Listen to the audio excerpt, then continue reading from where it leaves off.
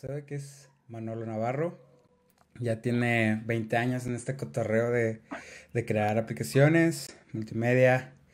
Eh, hoy dice que dice que le gusta hacerle de todo en este cotorreo de las aplicaciones, desde la fotografía, videomapping, animaciones e interactivos. Apasionado por la creatividad y aprendizaje, me consta. Eh, es, es, es, es bien interesante siempre echar coto con él. Y pues bueno, hoy viene a compartirnos acerca de metodologías ágiles. Y pues sin más, te cedo la palabra. No, no, adelante. Muchísimas gracias, Lalo. Quiero comenzar agradeciendo a Calzada Code por haber creado el espacio. Principalmente yo fui a las primeras ediciones que fueron presenciales antes de todo este cotorreo.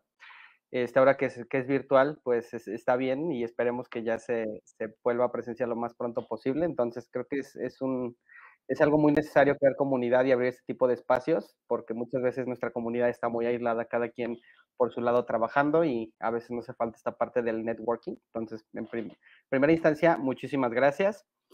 Pues bueno, empiezo por el principio. Yo soy Manolo Navarro, tengo 36 años y he hecho de todo en esta carrera de multimedia y realmente me puedo considerar como un proveedor de servicios porque al final del día trato de ser útil y trato de servir a la comunidad y a mis clientes en todo lo que pueda. Entonces, en todo lo que pueda, pues es lo como me he vuelto multimedia.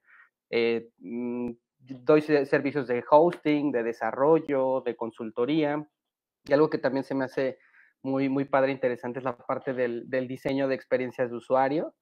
Y también le doy también a las interfaces de los usuarios, ¿no? Entonces, digamos, en términos generales, es, soy yo. Por aquí tengo una fanpage que se llama Manolo Navarro, por si me quieren seguir, y por aquí está mi correo. Y bueno, pues para comenzar con esta charla que le puse filosofía, agilidad y valor, ¿no? Porque todas estas charlas que hemos tenido, la verdad, han tenido un nivel técnico muy bueno. Hay otros también de gestión de equipos.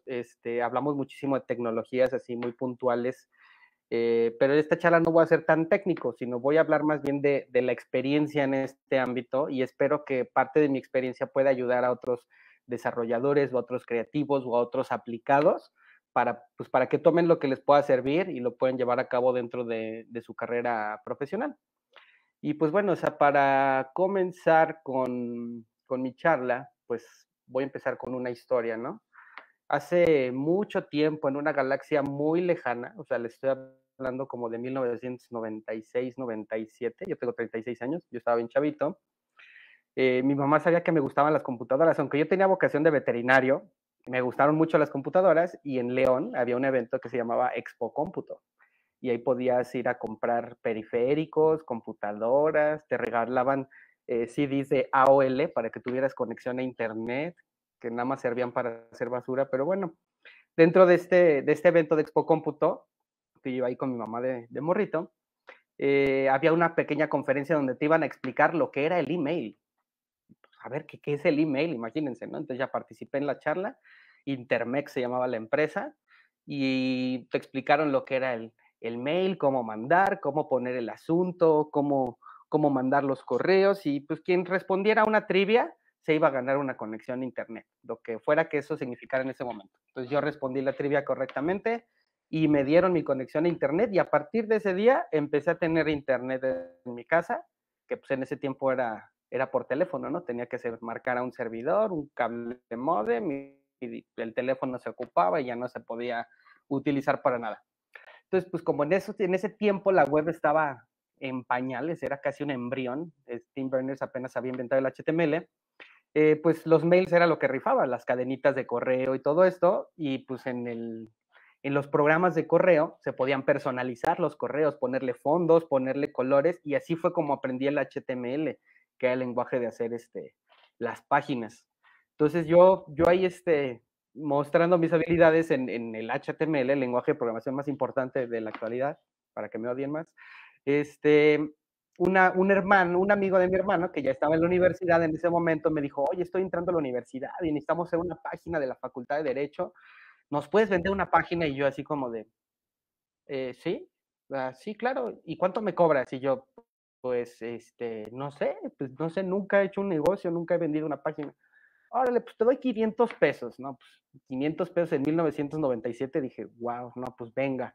Entonces armé mi página en HTML con la excelente novedad de ese momento que eran los GIFs animados, porque antes los navegadores no soportaban GIFs animados y acaba de salir el Netscape que sí soportaba GIFs animados. Entonces le puse muchos GIFs bien bonitos, entregué mi página, me pagaron mis 500 pesos, me fui de vacaciones porque me invitó un amigo de vacaciones en ese tiempo y llegamos a Acapulco, dejamos las cosas en el cuarto, bajamos a no sé qué cosa y cuando regresé, pues mi cartera ya había sido vaciada y mis 500 pesos en mi primer trabajo de diseño web fueron robados. Pero bueno, ya fue como de una lección, dije, no vuelvo a dejar las cosas en el hotel, vamos a dejarlo como una especie de ofrenda profesional y ya, que se quede ahí. Bueno, entonces ese es como el principio de la historia dentro de este mundo. Enseguidita de eso fue que salió el ya muerto y enterrado Flash. ¿Y por qué el Flash se hizo tan relevante en ese momento? Porque, como les comenté, en ese tiempo las conexiones eran por teléfono, entonces eran muy lentas, y gracias al Flash se podían hacer animaciones vectoriales relativamente ligeras o bastante ligeras, entonces podías ver animaciones así súper padres rápidamente con una conexión telefónica. Entonces, me volví experto en Flash. Hice animaciones, hice cuestiones interactivas, hice muchísimas páginas web, y entonces yo conforme iba siendo cada vez mejor en lo que hacía, dije, pues yo debo de poder cobrar cada vez más caro porque mi trabajo es cada vez mejor. Pero llegó un punto en que no, en que yo, aunque quería cobrar un poquito más porque yo era cada vez mejor en lo que hacía en mis sitios interactivos de Flash con animaciones, pues no, me topé con pared, me topé con que la gente que me iba a comprar un sitio web ya no me iba a pagar un peso más de lo que yo estaba pidiendo. Entonces me topé con eso. Entonces, pues al encontrarme con esa situación, pues me puse a pensar. O sea, encontrarme con pared me puso a pensar y dije, bueno, ¿qué estoy haciendo? ¿Por qué no me quieren pagar lo que yo les estoy pidiendo? Empecé a reflexionar y empecé a ver qué buscaba la persona que me quería contratar y tratar de encontrar, pues, dónde estaba el valor. Y después me di cuenta, investigando, que lo que pues, mis clientes, que eran empresas, lo que querían era vender. Entonces, para vender necesitas que tus clientes te encuentren. Y entonces me di cuenta que si tú no haces una página en HTML y que estuviera bien optimizada, no te iban a encontrar los clientes, que lo del Flash era una caja negra, ¿no? Donde los buscadores no podían acceder. Entonces, después de haber invertido años, literalmente años en Flash y de volverme un experto en Flash, a pesar de que ya tenía ese sesgo de que es que ya le he dedicado tanto tiempo a esto, dije, ¿sabes qué? Pues no va por aquí. O sea, el valor no está aquí, o sea, el negocio no está aquí, entonces tengo yo que cambiar, ¿no? Entonces, a pesar de esto, de que ya tenía yo mucho tiempo invertido aquí, dije, pues tengo que cambiar. Entonces, al empezar a preguntarme y al empezar a buscar eh, el sentido del negocio, por así decirlo, pues realmente es ahí donde entramos en el primer punto del título de esta plática, que es la filosofía. Entonces, para poder empezar a hablar de términos, pues lo primero que hay que hacer es definirlo. Yo saqué la definición del Google, ya ven que si le ponemos define y una palabra nos da las definiciones. Pues bueno, vámonos al libro. ¿Qué es la filosofía? En este caso es el conjunto de reflexiones sobre la esencia, las propiedades, las causas y los efectos de las cosas naturales, especialmente sobre el hombre y el universo, ¿no? Como un ejemplo, la filosofía propiamente nace con los primeros pensadores griegos, o sistema filosófico o conjunto sistemático de los razonamientos expuestos por un pensador. Ese es como, por ejemplo, la filosofía de Platón. Entonces, desde que empezamos a preguntarnos las cosas, empezamos a tener una filosofía, aunque no nos demos cuenta que estamos creando una filosofía, pues ahí está desde el momento en que nos empezamos a hacer preguntas. Entonces, pues la pregunta del millón, la pregunta filosófica del millón es, ¿quién soy yo? ¿No? O sea, es decir, nosotros como un grupo, como una tribu de desarrolladores, de programadores, de productores, de aplicaciones. Al final del día, dentro de este grupo, pues cada uno tiene una identidad, cada uno tenemos una identidad. Y al tratar de definirlo, pues es cuestión de reflexionar. Es decir, a ver, yo soy un programador y hay unos que dicen, oh, yo soy programador front-end porque hago interfaces, hago HTML, hago JavaScript para tener interacciones. Otros que dicen, no, pues yo soy back-end. ¿Por qué? Pues porque a mí me encanta la lógica, yo manejo las bases de datos, las hago pedazos, las subo, las bajo, las transformo. O están también, pues, un full stack, por ejemplo, ¿no? Pues yo soy full stack, yo hago de todo. Yo hago desde el diseño, hago un mockup, programo frontend, programo backend y es más, hasta los videotutoriales te hago. Entonces, desde que empezamos a respondernos quiénes somos, empezamos a marcar un camino, ¿no? Incluso a nivel profesional podemos decir, ¿qué soy yo? ¿Voy a ser un empleado? Ok, si voy a ser un empleado, ¿voy a ser el mejor empleado? ¿O voy a trabajar para la mejor empresa que yo quisiera trabajar? ¿O soy un emprendedor? ¿O soy un freelance? ¿O soy un consultor?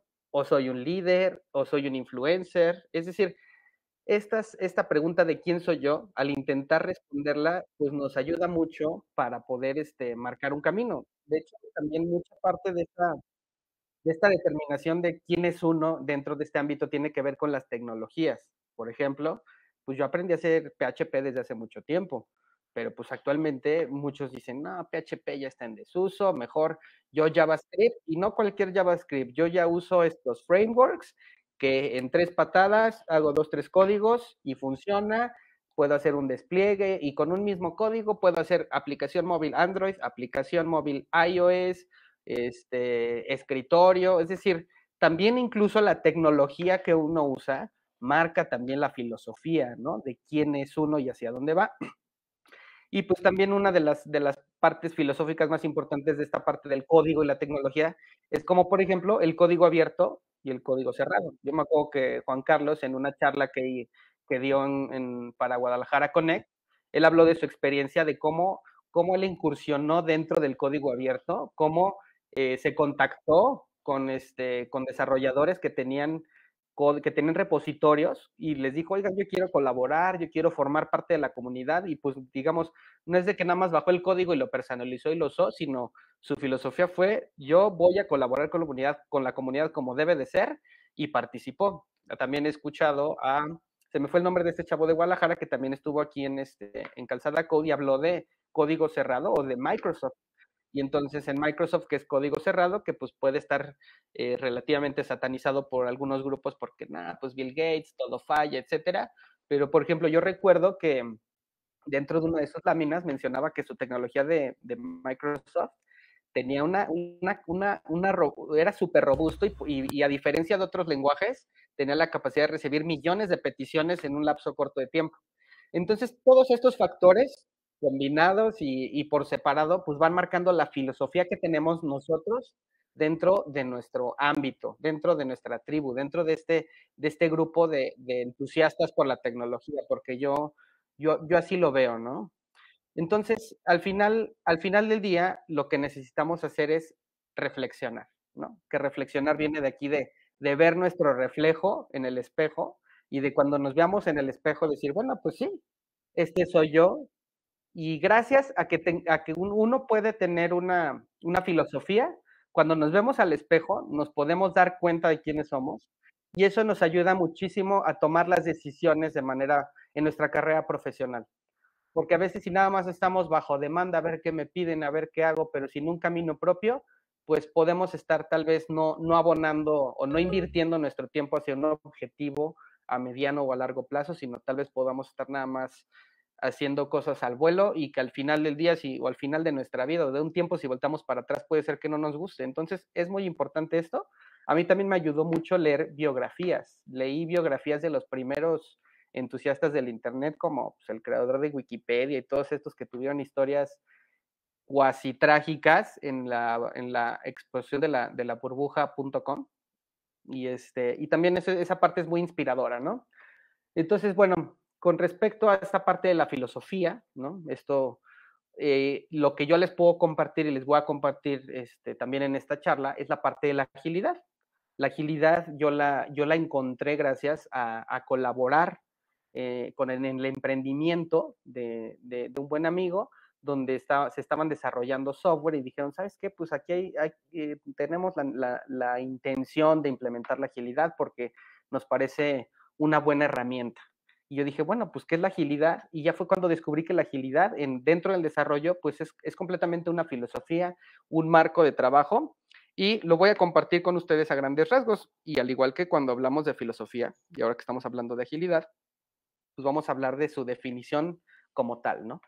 ¿Qué es ser ágil, no? Pues se define como que tiene la facilidad para moverse con soltura y rapidez, ¿no? Así como ahí pone el ejemplo, fauna ágil y esbelta. O que entiende las cosas con facilidad y piensa y actúa con rapidez.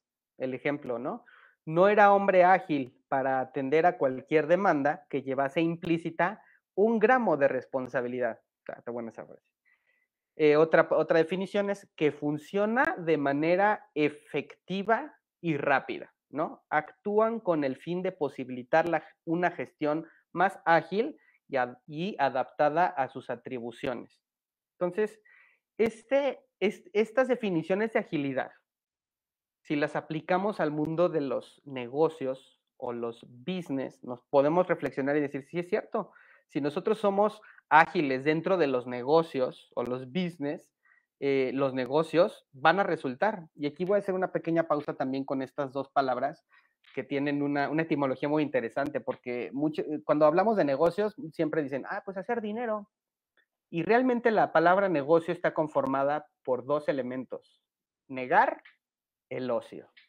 Y sí, efectivamente yo aprendí a programar por negar el ocio. En lugar de estar de ocioso haciendo cualquier estupidez realmente, yo lo que hice fue pues ponerme a programar y ponerme a aprender. Y al momento que empecé a negar el ocio y empecé a tener esa actividad para negarlo, después es cuando resulta la productividad, el dinero, las ganancias, etcétera.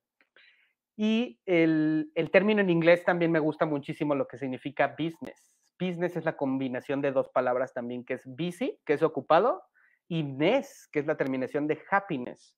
Es decir, es estar ocupado, pero en algo que te hace feliz. Entonces está bien interesante esta parte de que hablemos de que podemos tener una filosofía enfocada hacia ser ágiles y aplicada a los negocios, porque al final del día todos como programadores o desarrolladores profesionales, pues queremos comer, ¿no? Necesitamos o queremos ganar dinero de lo que nos gusta hacer. Entonces, para poder ganar dinero y poder vivir y comer y disfrutar, necesitamos entrarle a los negocios y necesitamos entrarle a los business. Entonces, no podemos entrar a los negocios o a los business si no tenemos una buena actitud o una buena filosofía, ¿no? Que es lo que venimos arrastrando. Entonces, y siendo un poco más puntuales en esto de la agilidad es un término genérico, por así decirlo. Hay muchas estrategias de agilidad y yo conocí una que inventaron unos entusiastas también del desarrollo en 2001, que dijeron, oye, estamos hartos de que los proyectos nunca terminen, de que los requerimientos sean infinitos, de que tengamos problemas con los clientes y que nuestro equipo quede insatisfecho, nuestro cliente quede insatisfecho y ni nos alcance para poder cubrir con la rentabilidad del producto. Entonces inventaron una metodología llamada Scrum con mayúsculas, y muchos creen que el Scrum en mayúsculas es un acrónimo, ¿no? De System Catalyzer o cualquier cosa, pero no es cierto, no es ningún acrónimo. El Scrum es lo que estamos viendo ahorita en la presentación. El Scrum es una técnica en el rugby donde, como podemos ver, están los 2 equipos y cada uno de los equipos, todos están así empujando hacia un mismo lado. Todos están abrazados y todos tienen la intención de lograr el mismo objetivo y todos están bien juntos, porque a veces en los deportes están unos por allá esperando a que se las pasen, otros el portero esperando a ver a qué hora llegan, el delantero corriendo, el medio va corriendo para arriba, para abajo, pero en este caso, en el marco de trabajo de Scrum de agilidad es que estemos conscientes de que como equipo siempre necesitamos empujar hacia el mismo lado. Entonces, sin entrar tanto en detalle, el Scrum tiene una forma iterativa, ¿no? Como si fuera un bucle. En los programadores, pues casi de lo primero que aprendemos a hacer cuando estamos practicando, son los bucles, ¿no? El hacer un proceso en repetidas ocasiones. Entonces, el Scrum es una metodología donde aquí podemos ver en este infográfico, del lado izquierdo, un primer bucle que tiene que ver con se le llama Inception. El Inception en el Scrum tiene que ver con que le demos cabida a una idea. Es decir, si estamos teniendo una idea por parte de un stakeholder, un interesado o una iniciativa, entonces, ¿cómo le vamos a dar forma a esa idea? Entonces, para darle forma a esa idea, necesitamos saber cómo va a impactar esta idea en todos los actores que van a participar en el proyecto, desde quien lo hace, quien lo consume, la empresa que invierte en él, etcétera. Entonces, esta es la primera parte de nuestra iteración de Scrum, la Inception, que es crear el proyecto, en el cual tenemos que hacer un análisis, pues, de los, digamos, documentación de, bueno, de qué se trata este proyecto, cuál es el alcance, hasta dónde vamos a llegar.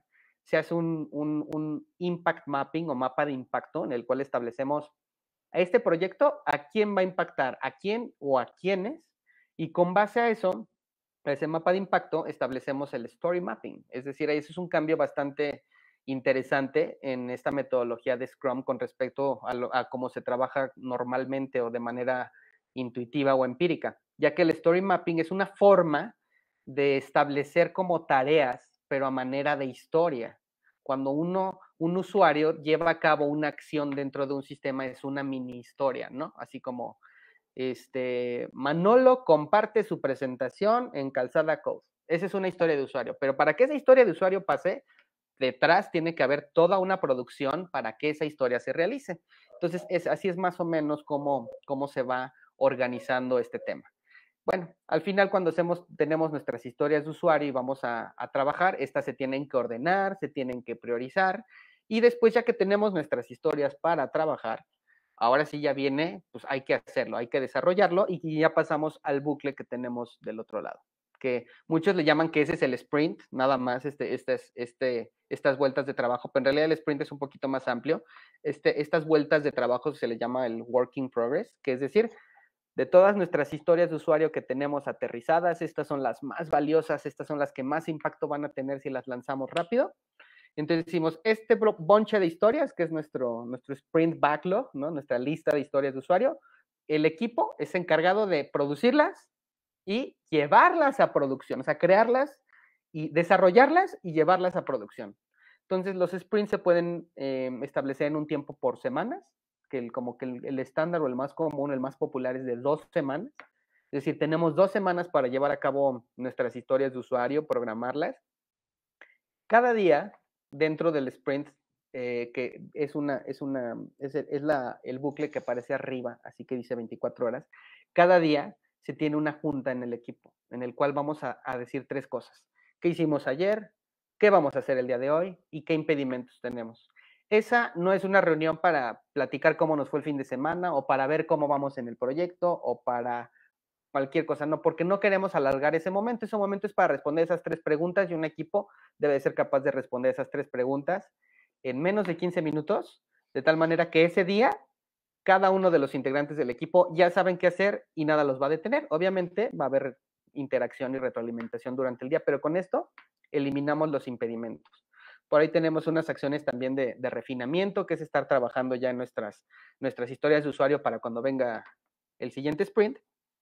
Y luego viene lo interesante, ¿no? Cuando en este esquema de agilidad ya terminamos nuestras 2 semanas de work in progress, el equipo ya hizo su trabajo, tiene que haber una entrega, tiene que haber una revisión. Y esta revisión y esta entrega tiene que ser en producción. Es decir, nosotros necesitamos llegar a este punto de revisión prácticamente con todo ya hecho y buscando que sea a la primera.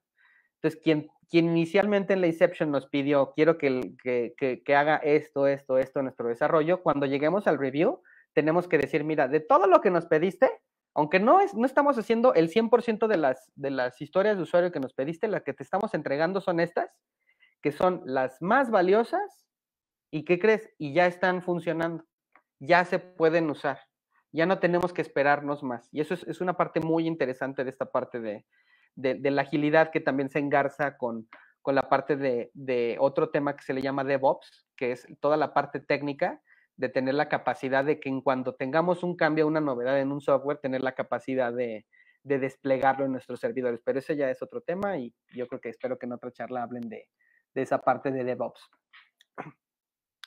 Entonces, en términos generales, porque tampoco quiero así como clavarme un vidrio en la parte de Scrum, no estamos en capacitación de agilidad, estamos compartiendo. Sí quiero ahondar un poquito en, digamos, quién participa dentro del Scrum o quién lleva a cabo todo lo que les acabo de platicar, porque esta parte es muy importante porque a veces dentro de nuestro desarrollo no sabemos quién es quién tiene la autoridad, quién tiene la responsabilidad, quién dice qué, y se hace un rollo, ¿no? Y se hace un deslinde de responsabilidades.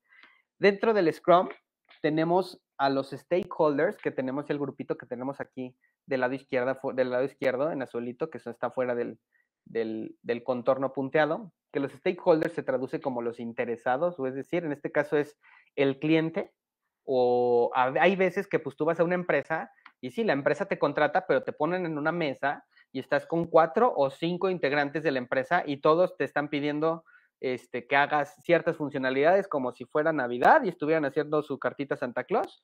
Entonces todos los stakeholders te van ahí diciendo, yo quiero esto, yo quiero lo otro, yo quiero esto, yo quiero lo otro. Ahora, ¿quién es el que va a estar de nuestro equipo sentado frente a los stakeholders, escuchándolos y tomando nota?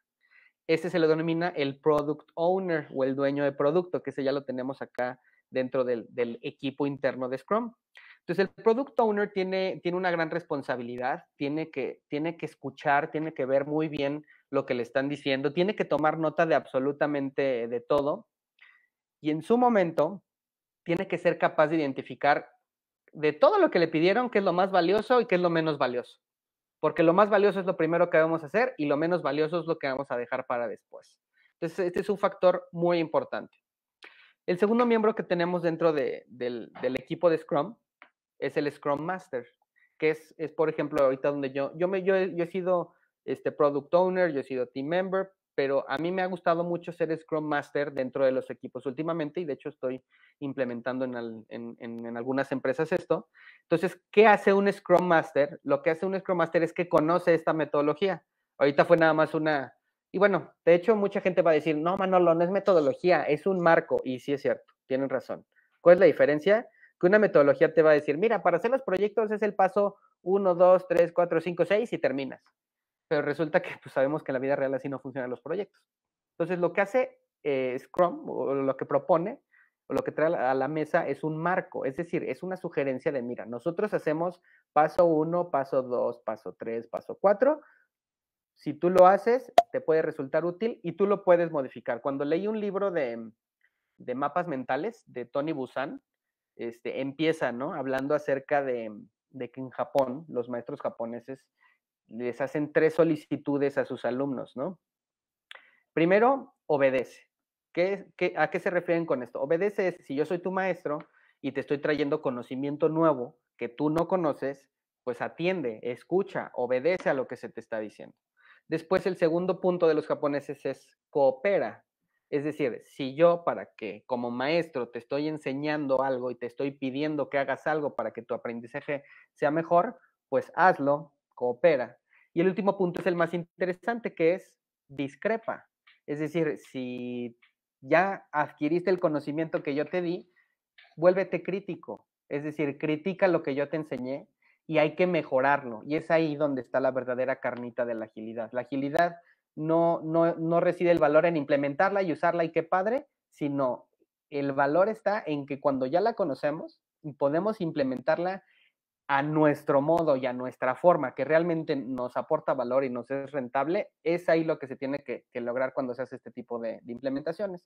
Entonces, el Scrum Master es quien va a traer a la mesa el conocimiento, quien va a facilitar la comunicación entre el equipo y quien va a procurar que todo se dé sin impedimentos. Y finalmente, el equipo de desarrollo, pues ahí son los meros buenos, los que tienen todo el conocimiento técnico que cuando les digan, necesitamos hacer la historia de usuario de, no sé, bueno, Manolo proyecta su presentación en Gather, entonces el desarrollador ya va a tener en su cabeza, ok, necesito crear una interfaz, una base de datos, abrir un socket, programar, etcétera, y ahí es donde el equipo se encarga de llevar a la realidad todo este trabajo que se ha venido haciendo dentro del marco de Scrum. Entonces, si en algún momento queremos entrar a adentrarnos a este marco, a esta forma de trabajar, todo que se diga ágil o bueno, que cualquier persona que diga, a mí me gusta trabajar bajo Scrum y bajo agilidad, debe de tener en cuenta el manifiesto ágil. El manifiesto ágil son estos 4 puntos, ¿no? Como del Adal Ramones. 1, individuos e interacciones sobre procesos y herramientas. Me he dado cuenta que nosotros como entusiastas por la tecnología queremos usar tecnología para todo, ¿no? O sea, queremos usar el chat para esto, la integración con el otro chat y que se combinen y que te publico aquí, te publico allá. Y sí están muy padres las herramientas comúnmente cuando se necesitan, pero si en tu equipo de trabajo tú en lugar de usar una herramienta que es en la nube, lo puedes decir face to face, puedes decirle a tu compañero, oye, yo opino esto, o oye, ¿cómo ves esto? Lo vamos a ponderar dentro de la metodología ágil. Entonces, hay muchas herramientas que nos van a ayudar y muchos procesos preestablecidos para implementar la agilidad, pero siempre que podamos tener una interacción entre individuos, la vamos a preponderar. El segundo punto del manifiesto es software que funciona sobre documentación exhaustiva. Es decir, hablábamos hace rato de que cuando tenemos juntas con nuestros stakeholders, nos hacen su cartita Santa Claus y vamos a tener un documento así enorme de miles de requerimientos, pero la agilidad no funciona así. La agilidad funciona de esa documentación exhaustiva, escoger lo que tiene mayor valor. Y sobre esto podemos hablar también de 2 conceptos, que es el growth hacking y el MVP. ¿Qué es el growth hacking? Que si tú tienes una idea de negocio, hagas lo mínimo indispensable, hagas un MVP para que lo lleves al mercado y sea el mercado quien te dé una respuesta de si lo que quieres hacer funciona o no, antes de que inviertas 100, 200,000, 300,000 en un proyecto y que como tú estás súper enamorado de tu proyecto y luego lo llevas a producción y resulta que los usuarios pues no lo aman tanto como tú y ya invertiste $500,000 o hasta más. Mejor primero empezar con un MVP, con lo mínimo indispensable, con un software que funciona, que puedas echar a andar y finalmente comprobar si funciona o no. Y en ese sentido, si ya funciona, pues vamos a seguir dando iteraciones, vamos a seguir dando vueltas dentro de nuestro marco de trabajo. El siguiente punto es uno de los más escabrosos y que a veces nos cuesta más trabajo, porque nosotros que estamos enfocados a la tecnología, a veces con la gente nos cuesta trabajo tratar algunos detalles, y es la parte de colaboración con el cliente sobre la negociación de contratos. ¿A qué va esto? A ti un cliente, un stakeholder te va a decir, yo quiero todos estos requerimientos y quiero que me los hagas y que funcionen, pero uno dentro de un marco ágil o dentro del Scrum tiene que ser capaz de transmitirle al cliente y decirle, mira, dentro de las próximas 2 semanas, dentro del próximo mes o 3 meses, no sé exactamente cuántos de los 1,000 puntos que me pusiste en tu cartita Santa Claus te voy a entregar. Entonces, pues ahí el cliente se va a quedar de 8 y digo, oye, pero pues sí, tú me cotizaste y cómo que no me vas a entregar o cómo que no sabes. Es ahí donde tenemos que ponernos bien truchas y decir, no te preocupes porque cuando pasen tanto tiempo, lo que hayamos hecho es lo que a ti más te importa. Lo que menos importa, lo que menos valor aporte, lo vamos a dejar para después, pero al final del día tú vas a tener un resultado de valor para lo que me estás pidiendo. Entonces es aquí la parte donde hay que colaborar con el cliente, porque muchas veces parece que el cliente es nuestro enemigo, ¿no? Ay, es que el cliente pidió esto, ay, jole, el cliente pidió el otro, ay, jole, no. Necesitamos ser capaces de colaborar con ellos, con los clientes, y poder hacer negociaciones que a uno como proveedor, ¿no? Profesional de servicios nos dé rentabilidad y al cliente también le dé una satisfacción y le estamos entregando valor y se lleve a cabo esto. Y la última parte que también es bastante, pues a veces como que nos cuesta trabajo adaptarnos cuando estamos hablando de este marco es responder al cambio versus seguimiento de un plan. Es decir, cuando estamos desarrollando nos encanta de que, bueno, pues entonces vamos a hacer la tarea 1, la tarea 2, la tarea 3, la 4, entonces me voy a poner a trabajar y que nadie me moleste. Entonces te pones a trabajar y de repente una llamada, oye, ¿sabes qué? Resulta que la tarea 2, no, ya no la vamos a ocupar, mejor vamos a hacer no sé qué cosa, y uno cuando está trabajando dice, ay, pero ¿cómo? Si en eso no habíamos quedado. Y entonces otra vez empieza a haber negatividad en el proceso de desarrollo. ¿A qué se refiere esto? Scrum es especialista en responder al cambio. ¿Y por qué responder al cambio? O sea, ¿qué beneficios tiene responder al cambio? Si va a haber un cambio en lo que estamos haciendo, es porque lo que vamos a hacer ahora es mejor que lo que íbamos a hacer antes. ¿Mejor para quién? Para todos. Para el cliente, para el usuario. Y tal vez como desarrollador dice, ay, pero no es lo mejor para mí porque me están cambiando el plan. hablamos de filosofía, hablamos de una forma de ser, de una forma de trabajar. Entonces, cuando realmente estamos abocados a trabajar dentro de, de este marco o de esta forma, responder al cambio tiene que ser algo que ahora en lugar de ser algo negativo, tiene que ser algo positivo, porque lo que yo iba a entregar iba a estar bien, pero gracias a ese cambio, que fue a medias, va a ser mejor. Y esto va de la mano también de la negociación de contratos, para que no nos metan gol. Es decir, gracias a software y a metodología, y a esta metodología podemos también tener una evidencia de eso, ¿no? De decirle al cliente, oye, o al interesado, ¿sabes qué interesado? Tú me pediste esto, pero a la mera hora me estuviste pidiendo todas estas cosas. Y aquí tengo yo un reporte y una evidencia de todos estos cambios de alcance que me hiciste. Entonces vamos a renegociar. Si tú me vas a pagar X dinero por el trabajo de este mes, esto que estamos viendo aquí representa un incremento del 20%, entonces te voy a hacer una facturación con un 20% extra. Y pues todos contentos, hay que saber negociarlo. Entonces, este manifiesto y estos 4 puntos de Adal Ramones, no se crean, son muy interesantes de reflexionar, de analizar, y digamos que esto que les estoy compartiendo, pues es el punto de partida para poder entrar dentro de las metodologías ágiles. Yo conozco gente que está en el ámbito del desarrollo, que a veces dicen agilidad, ay no, qué flojera, muchas juntas, pero así también sé que hay muchas otras personas o desarrolladores que no conocen estos marcos, que no conocían esto, que tal vez hoy es la primera vez que lo escuchan y que puede ser también una ventanita de luz también como para decir, ah, mira, sí hay luz al final del túnel y sí hay una alternativa para poder mejorar mi forma de trabajar. Y también por último, para concluir este punto de la parte de la agilidad, algo muy interesante es que esta metodología se inventó por desarrolladores para desarrolladores, pero se generó una tribu de ágiles, se les llama, que son los entusiastas de la agilidad, y se dieron cuenta que estos manifiestos y estas formas de trabajar no solo aplican al desarrollo de software. Si tú estás desarrollando otro tipo de proyectos o tú dentro de tu trabajo haces procesos repetitivos, que sería bueno mejorarlos, implementando esta forma de trabajar, también nos puede ayudar a mejorar, a ser más productivos y al final del día, pues a tener mayor ganancia, que pues al final estamos viviendo en un mundo de consumo y todos necesitamos consumir para vivir, y si tenemos mayor rentabilidad en nuestro trabajo y la agilidad nos va a dar mayor rentabilidad, creo que sería interesante darle la oportunidad, ¿no? Yo siempre digo, a mí me encanta hablar, yo por eso estoy aquí y pedí que me dieran un espacio y me lo dieron, pero siempre de lo que yo les digo, a todos les digo, a mí no me crean nada, pónganlo a prueba, y ya que lo pongan a prueba, y si les funciona, genial, y si no, vengan y díganme, oye, Manolo, tú eres un mentiroso por esto, por esto, por esto, y si sí es cierto, ese día yo voy a cambiar mi forma de pensar, voy a decir, sí es cierto, tienes la razón, lo que yo dije no era cierto, y voy a cambiar mi forma de pensar. Entonces, esto es lo que tiene que ver con la agilidad. Ya hablamos de filosofía, de tener una filosofía, ya hablamos de agilidad, que es una de las filosofías, y el Scrum como un ejemplo de la aplicación de una filosofía ágil. Ahora vamos a nuestro tercer punto, que es el valor. ¿Qué es el valor? Ya lo estuve mencionando un poquito en la agilidad, ¿no? Vamos a acudir otra vez a la definición. El valor es la cualidad o conjunto de cualidades por las que una persona o cosa es apreciada o bien considerada. Ahí pone el ejemplo, ¿no? Una estatua de gran valor.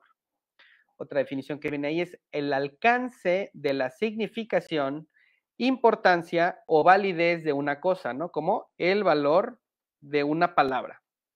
Entonces, como estamos hablando ya de tener una filosofía, de ser ágiles, y en el Scrum, cuando lo que queremos hacer es entregar valor para que nuestro cliente, nuestro stakeholder diga, oye, me entregaste una sola cosa, pero es la que necesitaba, ¿no? ¿Cómo es que vamos a encontrar el valor, ¿no? O sea, ¿dónde está el valor?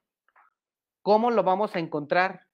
¿Y qué impacto tiene? Son preguntas muy interesantes.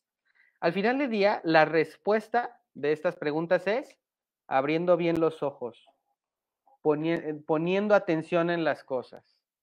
Dicen que los animales se dan cuenta y los humanos nos damos cuenta de lo que nos damos cuenta.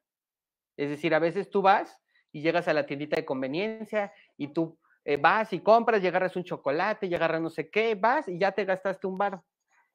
Pero tal vez no te diste cuenta que cuando llegaste todo lo que estaba a tu alrededor estaba estratégicamente puesto para que aunque tú fueras a comprar limones, ya te llevaste los chocolates y ya te llevaste la Coca-Cola. ¿Por qué? Porque estaba frente a tus ojos esos elementos y tal vez no los vimos.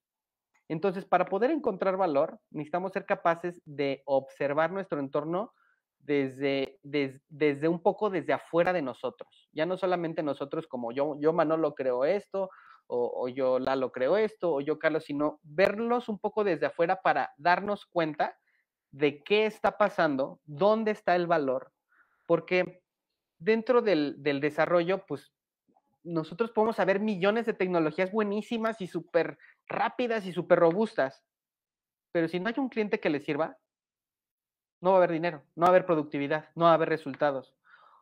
Y puede ser que sepas así de tecnología, pero como estás resolviendo un gran problema, que tengas un impacto grandísimo y que incluso te pueda ir bien económicamente. Entonces, mi propuesta es aquí también como encontrar este equilibrio entre, bueno, esta es mi filosofía y lo que me gusta, pero el valor está allá afuera. El valor no está en mi escritorio, en mi estación de trabajo o en el chat o incluso hasta en el Facebook, porque ya sabemos que nuestros Facebook, nuestras redes son como unas cámaras de eco que no nos dejan salir de nuestra zona de confort. Para poder encontrar el valor hay que salir de la zona de confort.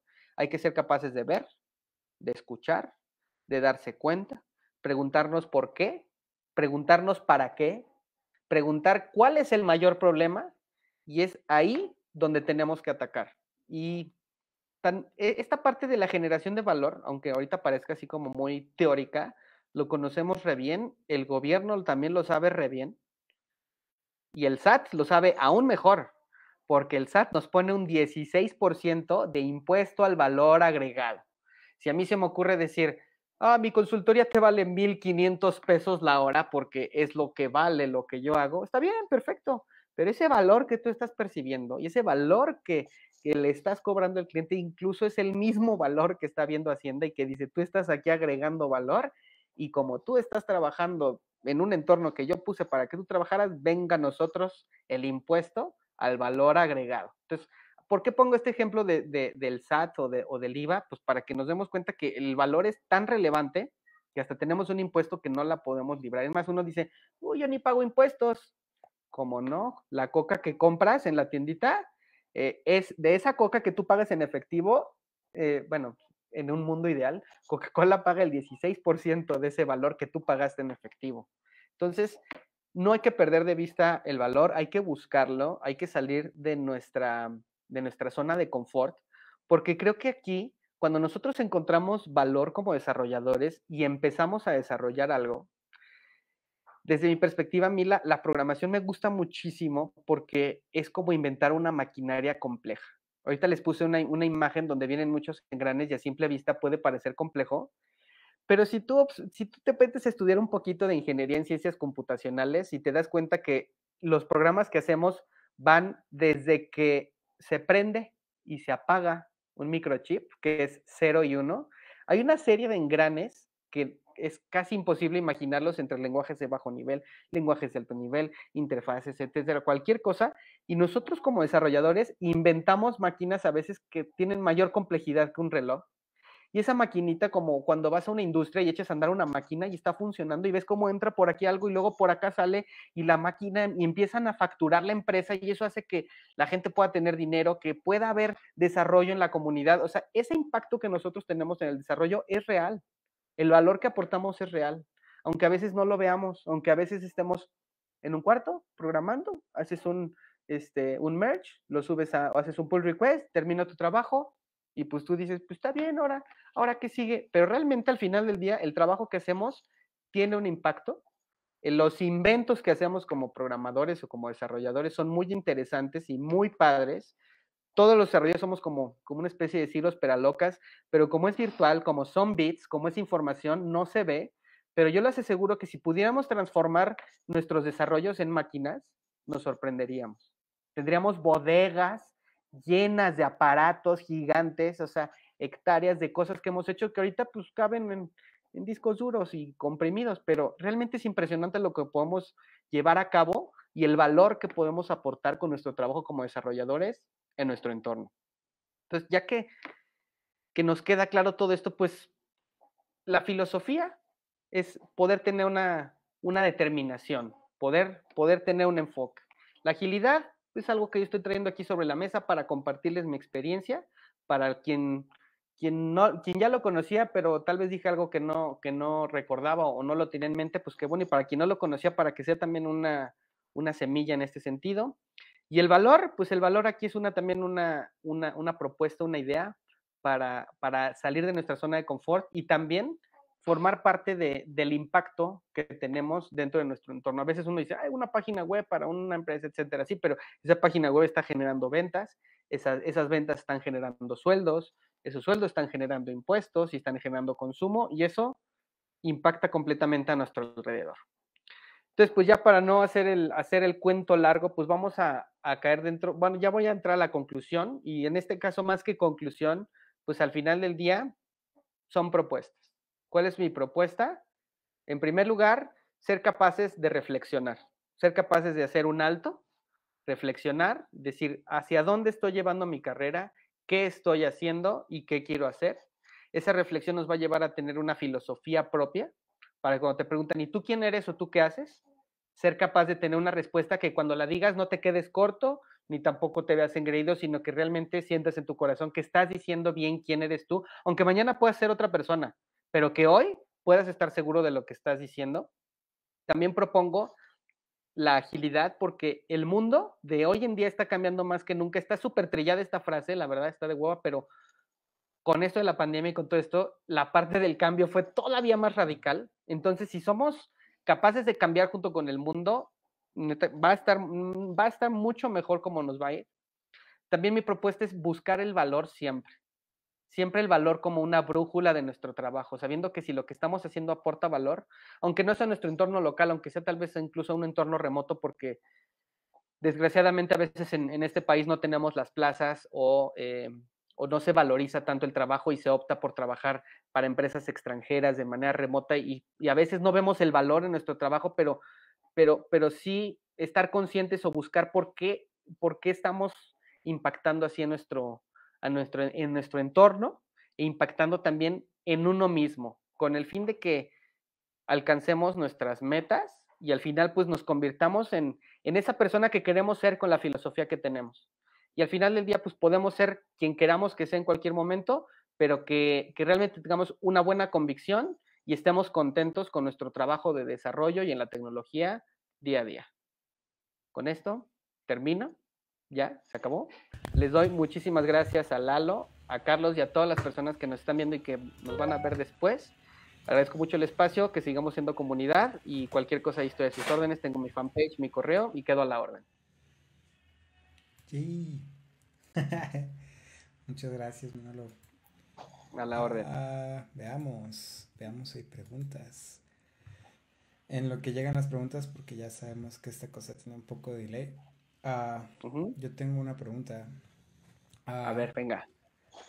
Por ejemplo, de hecho hace ratito antes de que empezáramos la llamada, hablábamos de que Scrum pues era pues una variante de adoptar estas metodologías ágiles y así, ¿no? Mi pregunta es, y bueno, y también viene mucho de que me tocó trabajar una vez con un cliente de aquí de México y la verdad es bien distinto como tratar de implementar todo este mindset de tener como procesos un poquito más ligeros, sin hacerlos tan burocráticos y así, al momento de llevarlo con un cliente como de México. O sea, sé que se va a escuchar como medio raro que haga la diferencia entre el cliente a lo mejor gringo o inclusive europeo a los clientes de México, pero pues es meramente coincidencia de que solo tengo una experiencia con un cliente mexicano y fue un tanto distinta a las últimas experiencias que tenía. Entonces, aquí la pregunta es, ¿cómo has sentido tú como esa diferencia entre estos dos targets como clientes? Mira, lo que me ha tocado es que cuando son clientes que no son de México, la parte de la idea del Scrum ya la tienen como muy, muy vista. Para ellos es como muy normal conocer esto. En México no se tiene idea Y me di cuenta que aunque yo me pusiera así a hablar como en esta charla y explicarles 1000 cosas, pues el cliente la verdad escuchaba 3 palabras y a la cuarta ya estaba pensando en lo que iba a hacer después de la junta, porque se les ve en la cara que no están entendiendo nada. Y no los culpo, está bien, no es su especialidad. Lo que yo he hecho en esos casos es que, sin ir más allá en la explicación, llevo a cabo la agilidad. Y llega un momento en que el cliente dice, a ver, espérame, pero ¿qué estás haciendo? ¿No?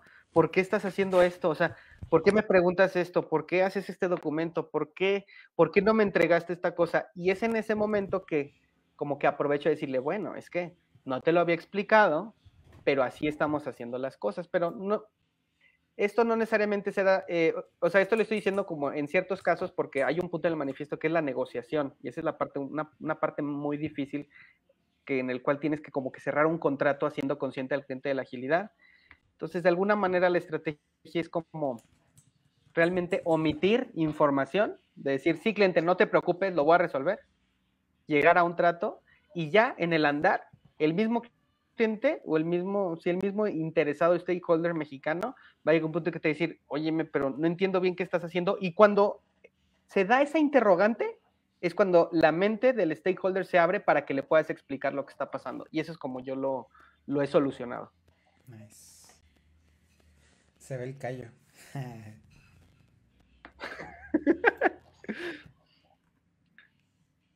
A Aquí ver si hay alguna preguntita y hay estoy una, en la orden. hay una duda, Carlos Flores, pero antes, bueno, creo que también tienes chance de ver ahí el chat. Hay comentarios muy chistosos. A ver, Te ¿ya me tenemos están que... echando carrilla? No, al SAT, más bien. Este, Ah, pero, ok. dice Carlos Flores que tiene una duda. ¿Cómo puedes medir el nivel de habilidades técnicas de un equipo de trabajo? Algunas personas sugirieron implementar story points y quien haga más puntos es más chido, pero a mí me hace mucho ruido eso. Lo menciono porque el método Agile trae eso. Si no aplica, Así no dije es. nada. LOL. No, mira, sí me pasó, porque sí en algunos equipos de trabajo se ha llegado a la cuestión de, oye, ¿y quién es el mejor del equipo? ¿No? Pero realmente el marco tiene los story points, que es ponerle puntos de dificultad a las tareas.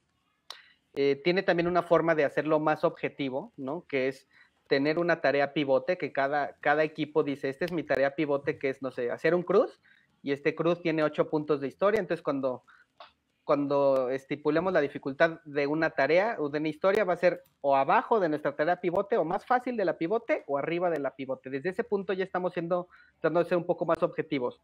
¿Cuál es el problema para poder medir la velocidad individual?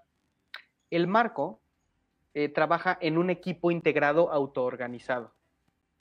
Es decir, cuando al equipo se le delegan las tareas, el equipo debe ser capaz de que entre el mismo equipo decir, tú haces esto, yo hago esto, tú haces esto y vamos a hacerlo. Entonces, al final del día, la productividad es por equipo y no es individual.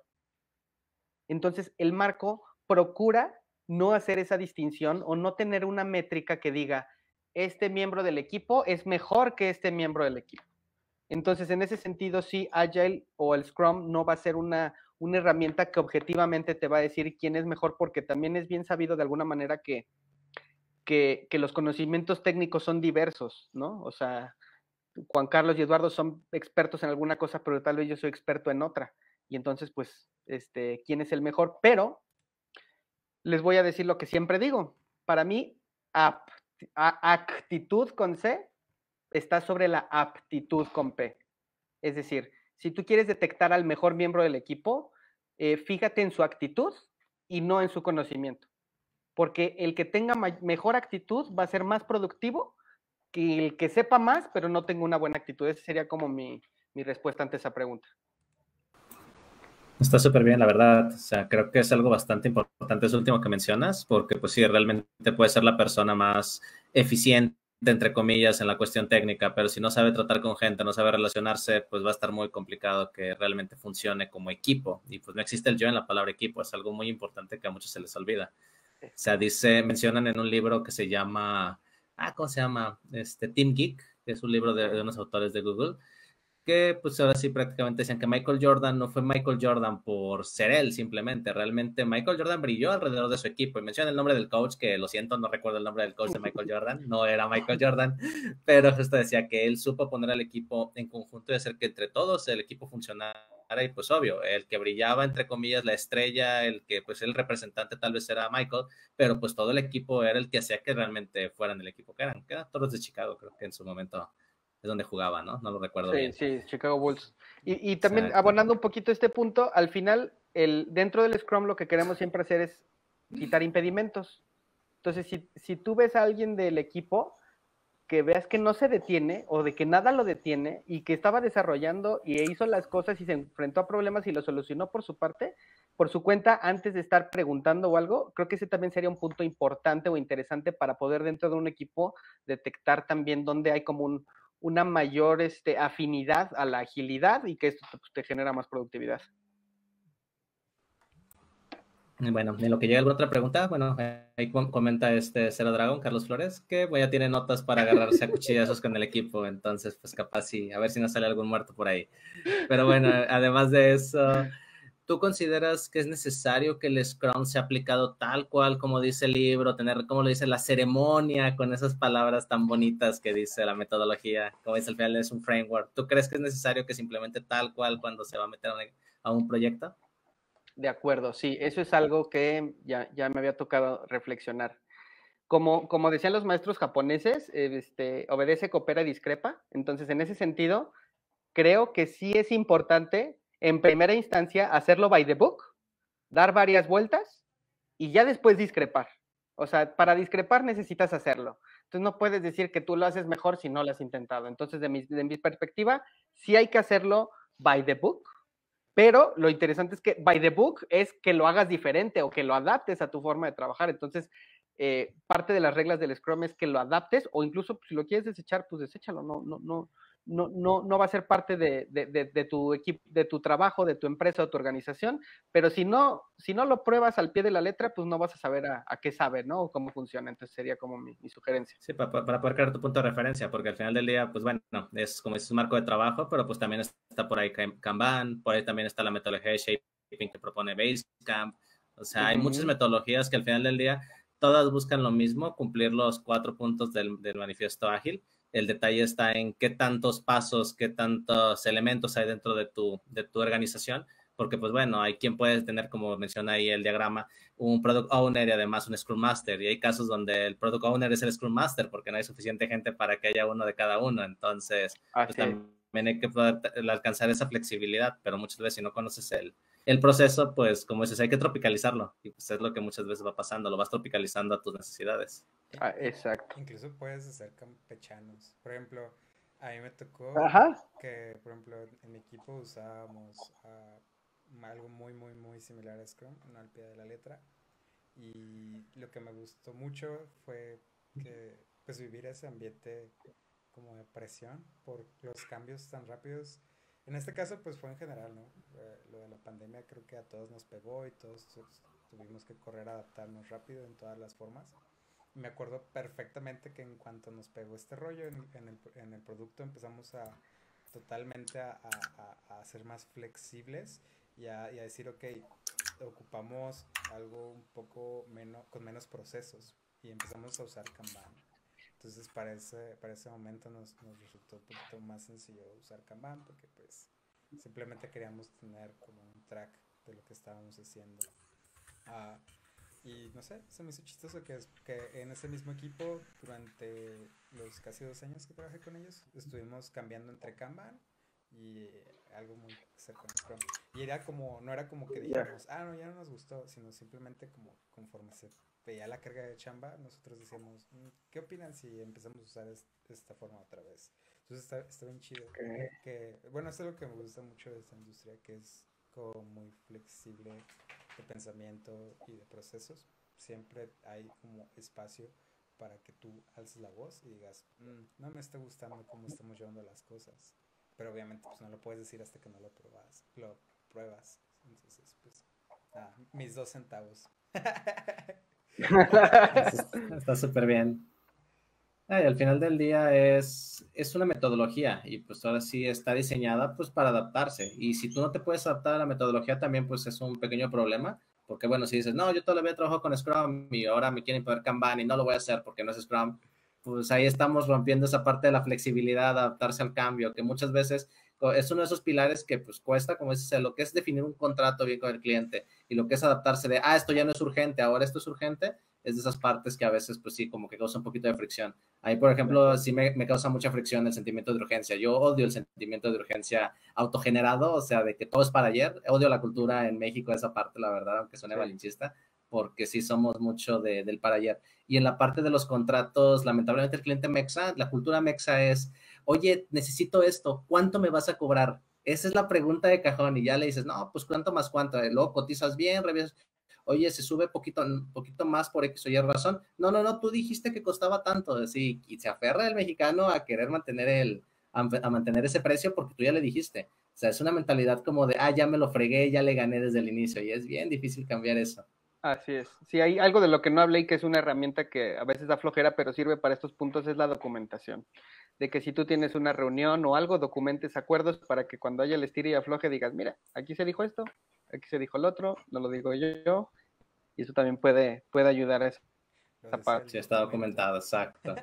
Sí, más que nada cuando lo dice el documento y más cuando estás, como dices, dando la parte de forma independiente, dando la consultoría, es súper importante porque, bueno, la mentalidad de consultoría y la mentalidad de producto también es diferente. En el producto, pues como que ya estás en el rol del día a día creando sobre lo mismo que ya existe, pero cuando entras desde fuera, sobre todo, ayudar a un equipo ya existente o un equipo emergente a que tome forma, pues tú tienes que dejar bien definido qué es lo que vas a hacer y si desde el inicio no dices, ese botón va a ser verde y llegas a la presentación y te dicen, es que yo lo pedí azul, y no lo documentaste en ningún lugar, luego pues volvemos, hay gente que sí busca pues meterte gol, cambió de opinión en el camino, no se expresó correctamente, entonces sí es importante pues tener muchas veces esos grados de, no hay que llamarlo evidencias, porque pues no son evidencias, pero pues esos fundamentos, esos cimientos del negocio que estamos haciendo, de esa implementación o de esa cosa que estamos creando, entonces pues sí vale la pena.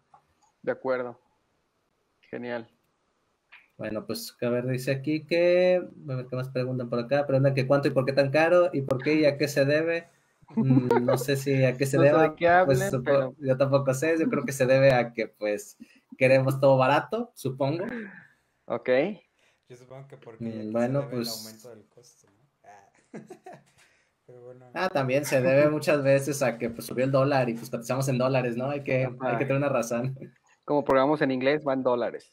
Exacto, por el inglés que sepa leer la documentación. Sí, pero en este sentido, sí, creo que una labor súper intensa y fuerte y que es a mí donde me gusta empujar, es hacia donde cada vez que haya un cambio, cada vez que haya este tipo de urgencias o todo el poder capitalizarlo para las organizaciones, para las dos, y poder llegar a ese nivel de dinamismo con los clientes, es todo un reto. También, por ejemplo, ahorita tengo la experiencia de coordinar a un equipo que es un equipo interno de una empresa. Entonces tenemos a un cliente interno, entonces no estamos cotizando, no estamos en el estire y afloje. Aquí el enfoque es el valor. Es decir, la empresa está esperando que se les entregue valor en el desarrollo, pues se está pagando una nómina como tal y cada vez que terminemos un sprint queremos recibir el mayor valor posible. Ese es también como que elimina una capa ahí de dificultad cuando estamos gestionando como a varios clientes y a cada cliente que encuentras, pues hay que como que educarlo un poquito hacia esta parte de los alcances y la negociación de los contratos. Pues estás ardiendo contestando acá unas preguntas que dice por acá Cero Dragon que va a programar en español y cobrar en euros. Le siguió el chiste, Carlos. Exacto, saludos. Súper Al 100.